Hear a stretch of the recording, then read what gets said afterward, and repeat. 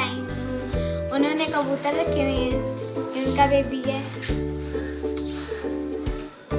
Cute है ना।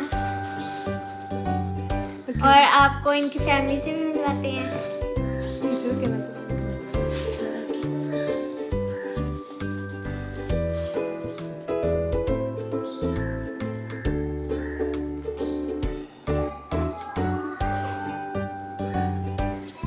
आए आपको इनकी फैमिली से मिलवाते हैं।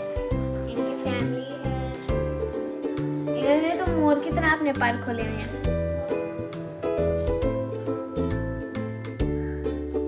हमारी नानी को बहुत शौक है कबूतर रखने का।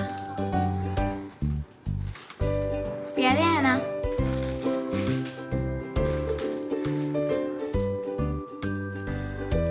देखें कितने मजे से बैठे हुए हैं आराम से। और ये देखें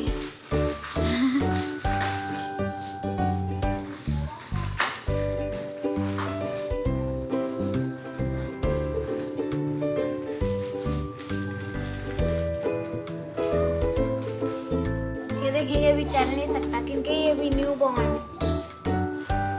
अभी नहीं चलना आता, काफी छोटा है।